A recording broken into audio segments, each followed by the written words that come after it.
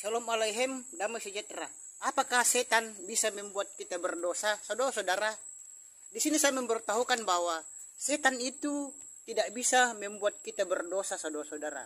Setan itu hanya merayu dan membujuk kita manusia dan memperdaya kita manusia agar kita berbuat dosa atau melakukan dosa. Dan saudara-saudara, dosa itu disebabkan oleh keputusan dari diri kita sendiri. Dan saudara-saudara, di dalam Yakobus 1 ayat 13-15 berbunyi, tiap orang itu dicobai oleh keinginannya sendiri. Dan saudara-saudara, setan itu hanya dapat menggoda Hawa. Setan menggoda Hawa di Taman Eden.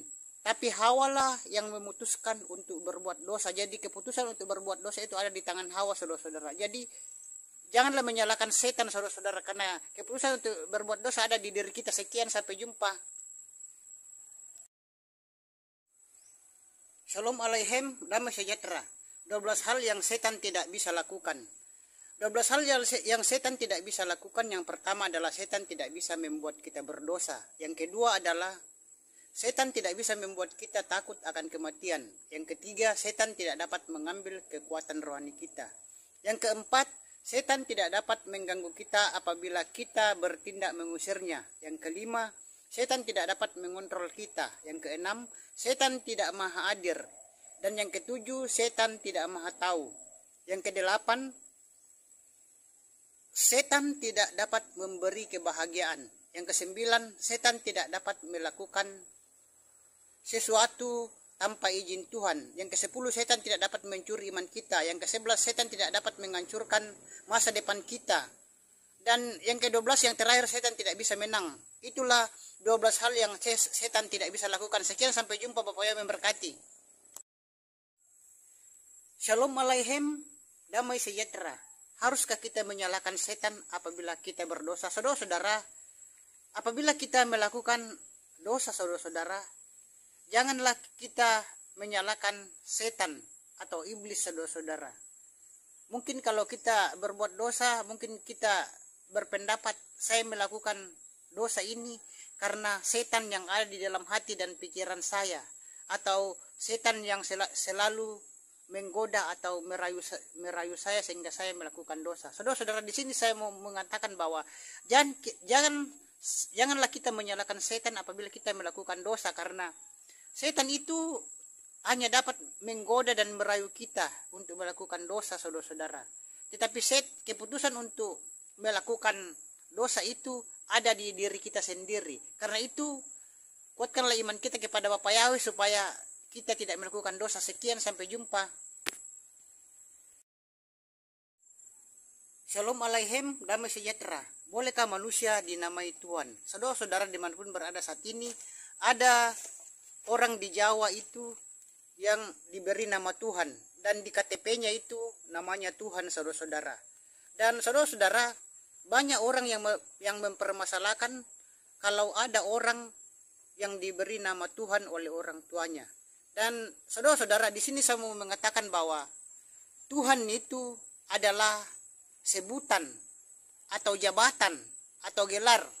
Jadi Tuhan itu bukan nama Sang Pencipta langit dan bumi dan segala isinya, tetapi Sang Pencipta langit dan bumi dan segala isinya yaitu Yahweh. Yahweh Sang Pemilik surga, bukan Tuhan.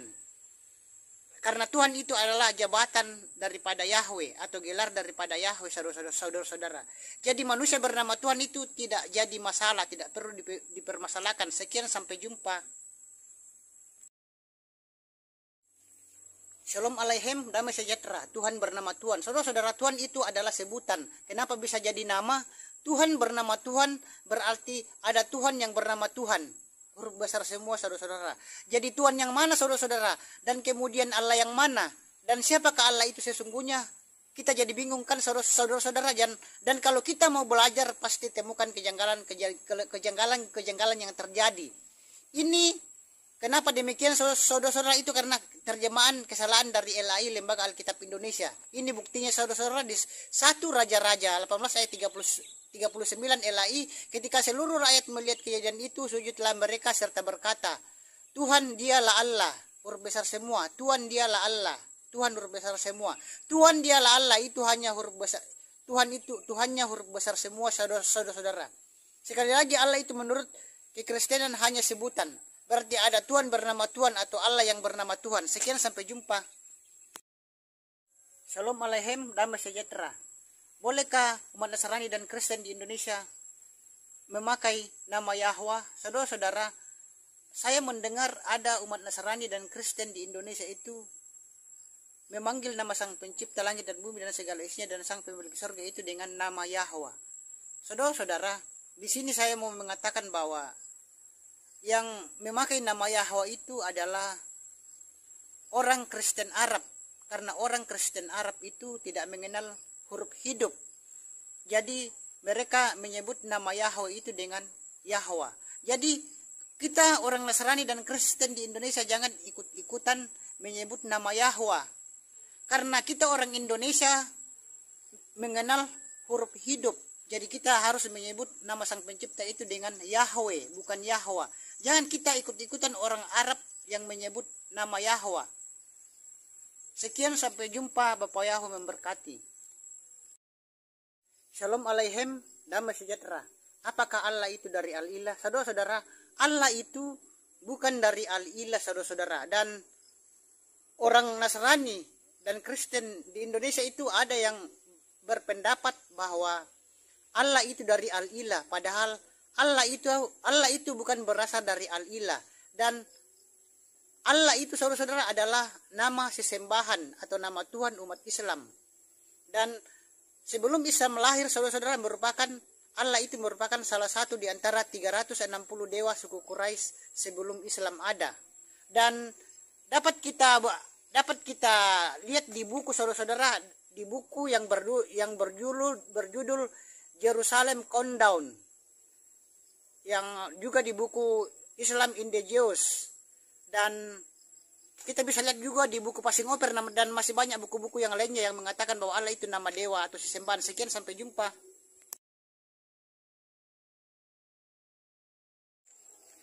Shalom Aleichem, damai sejahtera. Apakah setan bisa membuat kita takut akan kematian? Saudara-saudara, dimanapun berada saat ini, setan itu tidak bisa membuat kita takut akan kematian bagi orang yang beriman kepada Bapa Yahweh beserta Yesus Masya Wiyara Kodes. Dan saudara-saudara, umumnya orang takut akan kematian. Tapi kita yang sudah percaya kepada Bapa Yahweh di dalam nama Yesus Masya, itu kita tidak perlu takut akan kematian. Sebab mati adalah keuntungan. Oleh karena kita berpindah kepada kehidupan yang kekal, saudara-saudara. Dan kuasa maut telah dikalahkan oleh Yesus Masya, sehingga maut dan kebinasaan tidak berkuasa atas kita oleh karena Yesus Masya. Dan bila kita masih takut akan kematian, maka kita perlu mengecek kehidupan rohani kita. Jadi jangan kita takut akan kematian. Sekian, sampai jumpa. Bapak Yahweh memberkati. Sekian. Shalom Aleichem, damai sejahtera. Apakah di dalam kasih ada ketakutan? Saudara-saudara, di sini saya mau mengatakan bahwa di dalam kasih itu tidak ada ketakutan, saudara-saudara. Jadi orang yang masih takut itu, orang yang masih dalam ketakutan, contohnya takut kepada setan atau hantu, takut kematian, takut untuk melakukan hal-hal yang benar, itu berarti kasihnya belum sempurna. Karena orang yang masih dalam ketakutan itu menandakan bahwa kasih orang itu belum sempurna. Dan di dalam 1 Yohanes 4 ayat 18 berbunyi, 1 Yohanes 4 ayat 18 berbunyi, di dalam kasih tidak ada ketakutan. Kasih yang sempurna melenyapkan ketakutan. Sebab ketakutan mengandung hukuman, dan barang siapa takut, ia tidak sempurna di dalam kasih. Sekian, sampai jumpa. Bapak Yahweh memberkati. Shalom Aleichem, damai sejahtera. Bagaimana supaya kita sempurna di dalam kasih? Saudara-saudara, supaya kita sempurna di dalam kasih itu, kita tidak boleh takut, saudara-saudara. Karena orang yang takut itu mengandung penghukuman, saudara-saudara. Karena kalau kita takut itu, kita akan mendapat penghukuman. Kita akan mendapat penghukuman dari Tuhan. Jadi saudara-saudara, kalau mau sempurna di dalam kasih, maka janganlah takut, saudara-saudara. Di sini adalah Janganlah takut untuk melakukan kebenaran. Jangan takut untuk janganlah kecuali kalau melakukan kesalahan. Shalom Aleichem, damai sejahtera. Bunyi 1 Yohanes 4 ayat 18. 1 Yohanes 4 ayat 18 berbunyi, di dalam kasih tidak ada ketakutan. Kasih yang sempurna melenyapkan ketakutan. Sebab ketakutan mengandung hukuman. Dan barang siapa takut, ia tidak sempurna di dalam kasih. Itulah bunyi Yohanes 4 ayat 18, saudara-saudara. Jadi saudara-saudara, kita sebagai umat Islam Kristen dan Katolik, kita tidak boleh takut, saudara-saudara. Karena orang yang takut akan menghadapi penghukuman dari Tuhan. Dan orang yang takut itu tidak sempurna dalam kasih. Karena itu kita sebagai umat Tuhan, umat Bapa Yahweh, di dalam nama Yesus Masih tidak boleh takut kepada setan atau hantu. Tidak boleh takut menghadapi kematian. Karena orang yang di dalam nama Tuhan, di dalam nama Yesus Masih akan mendapat hidup yang kekal. Dan jangan takut melakukan kebaikan. Sekian, sampai jumpa. Shalom Aleichem, damai sejahtera. 12 hal yang setan tidak bisa lakukan.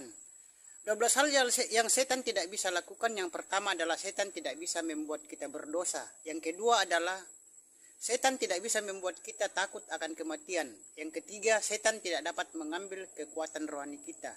Yang keempat, setan tidak dapat mengganggu kita apabila kita bertindak mengusirnya. Yang kelima, setan tidak dapat mengontrol kita. Yang keenam, setan tidak maha hadir.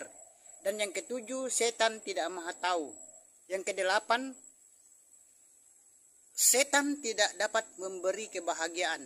Yang kesembilan, setan tidak dapat melakukan sesuatu tanpa izin Tuhan. Yang kesepuluh, setan tidak dapat mencuri iman kita. Yang kesebelas, setan tidak dapat menghancurkan masa depan kita. Dan yang ke-12, yang terakhir, setan tidak bisa menang. Itulah 12 hal yang setan tidak bisa lakukan. Sekian, sampai jumpa. Bapak yang memberkati. Shalom Aleichem, damai sejahtera. Apakah setan bisa membuat kita berdosa? Saudara-saudara, di sini saya memberitahukan bahwa setan itu tidak bisa membuat kita berdosa, saudara-saudara. Setan itu hanya merayu dan membujuk kita manusia dan memperdaya kita manusia agar kita berbuat dosa atau melakukan dosa. Dan saudara-saudara, dosa itu disebabkan oleh keputusan dari diri kita sendiri. Dan saudara-saudara, di dalam Yakobus 1 ayat 13 sampai 15 berbunyi, tiap orang itu dicobai oleh keinginannya sendiri. Dan saudara-saudara, setan itu hanya dapat menggoda Hawa. Setan menggoda Hawa di Taman Eden. Tapi Hawa lah yang memutuskan untuk berbuat dosa. Jadi keputusan untuk berbuat dosa itu ada di tangan Hawa, saudara-saudara. Jadi janganlah menyalahkan setan, saudara-saudara, karena keputusan untuk berbuat dosa ada di diri kita. Sekian, sampai jumpa.